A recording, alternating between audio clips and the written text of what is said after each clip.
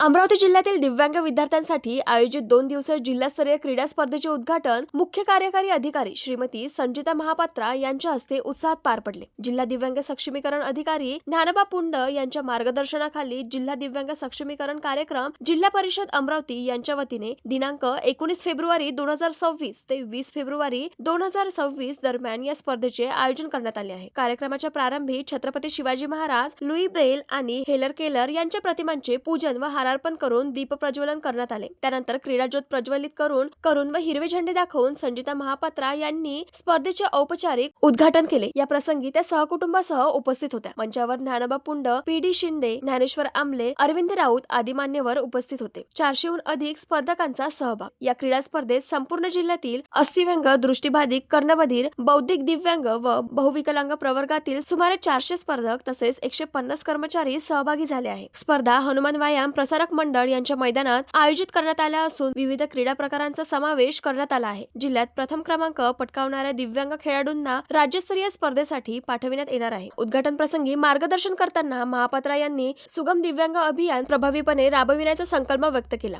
जिल्ह्यातील सर्व शासकीय इमारती दिव्यांगांसाठी सुगम्य कशा करता येतील यासाठी विशेष प्रयत्न करण्यात येतील। येत्या आर्थिक वर्षात आवश्यक तरतूद करून शासन प्रणाली अधिक सुलभ व प्रवेश योग्य करण्याचा त्यांचा मानस असल्याचे त्यांनी स्पष्ट केले। यावेळी त्यांनी सर्व सहभागी विद्यार्थ्यांची प्रयत्न भेट घेऊन त्यांना शुभेच्छा दिल्या। त्यांच्या वतीने विद्यार्थ्यांना आईस्क्रीमचे वाटप करण्यात आले। कार्यक्रमाचे संचालन जीवन गोरे यांनी केले। प्रास्ताविक ज्ञानेश्वर आमले यांनी तर आभार प्रदर्शन ज्ञानबा पुंड यांनी मानले। कार्यक्रमाच्या यशस्वीसाठी अरविंद राऊत, उमेश धुमाळे, शिशिर महापात्रा, आशिष चुंडे, पंकज बुदगल तसेच दिव्यांग संस्थेतील सर्व कर्मचारी व पदाधिकारी यांचे मोलाचे योगदान लाभले।